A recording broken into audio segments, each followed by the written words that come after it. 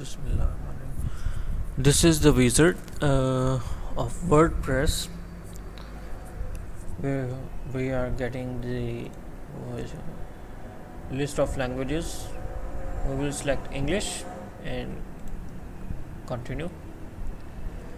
Now, in the next video, it will ask for the database name, database username, and password in the database host. Prefix for the tables. It will create tables and database and options to save information for the application. The database name is which we have created the database, and the username by default it will be root on the local machine, and there will be no password, and on the local machine it will be by default localhost. Let's go. WordPress is the name of the database which I have already created in the localhost. PHP my admin.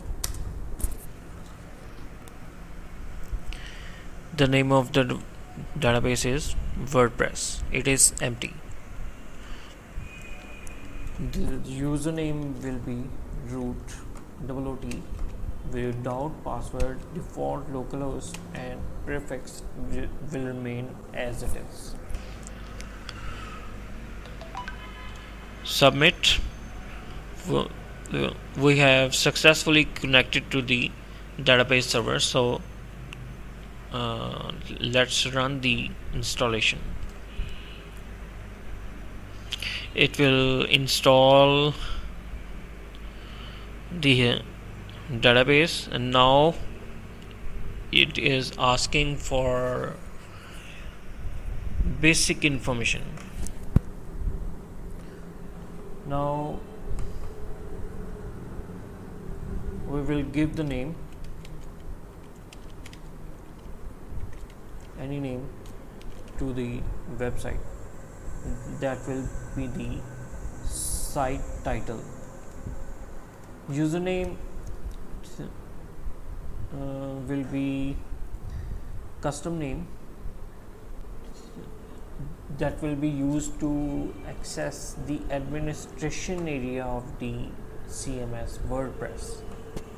That can be anything. I will give it WordPress admin. Self-generated password it is provided, but I will change the password to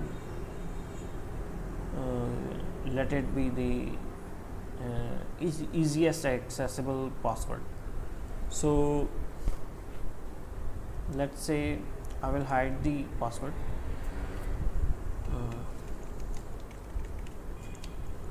You can see the bar, strength bar. It will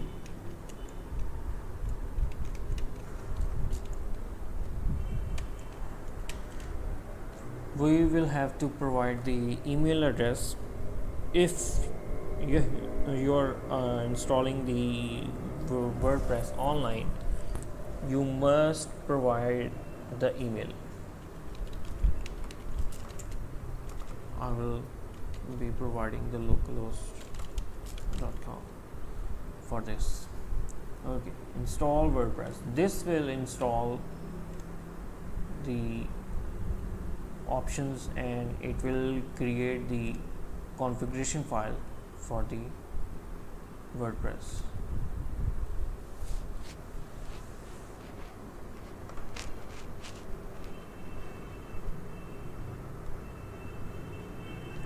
After this, it will ask for login information. See, let's log in with the information we have provided. WordPress admin,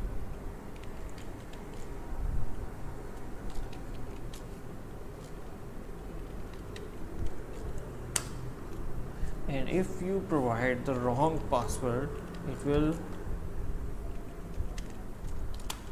give error right away.